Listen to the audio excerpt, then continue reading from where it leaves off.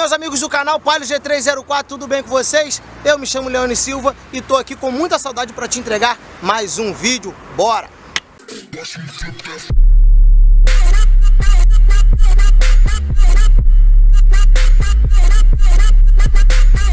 Galera, já faz um tempo que eu tô querendo gravar esse vídeo de hoje. Hoje sai esse vídeo como o ronco desse carro fica dentro do túnel com difusor de escape. Então, cola nesse vídeo. Galera, antes do vídeo começar, eu quero esclarecer aqui que a gente tá aí um tempinho parado. Eu já imaginava que quando voltássemos à carga horária de trabalho normal, devido à quarentena tá passando, eu ia ter dificuldade de manter aquela frequência de vídeo de segunda, quarta e sexta. Então a gente vai ficar aí com quarta e sábado, a média. Quando pintar um vídeo a gente vai lançar, mas a princípio eu não vou conseguir lançar vídeo aqui 3 vezes na semana. Vou fazer de tudo para não deixar vocês sem conteúdo, nem de manutenção, nem de troca, nem andando com algum carro, com alguma moto. Então bora pro vídeo, porque o vídeo vai ficar top. Ouve o ronco desse carro aí agora, cola aí, mano, não sai não.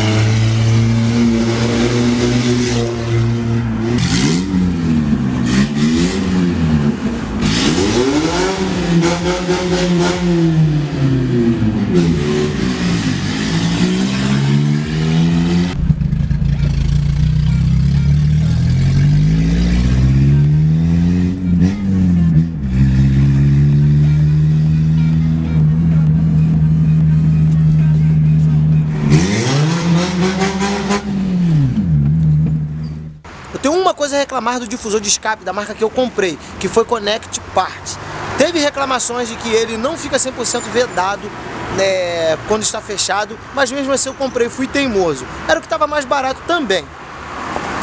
Mas eu já estou estudando, todo esse tempo que eu reclamei, desde quando eu instalei, eu já estou estudando uma maneira de fazer ele ficar totalmente lacrado quando eu fechá-lo. No demais, sua inscrição, seu joinha, seu comentário.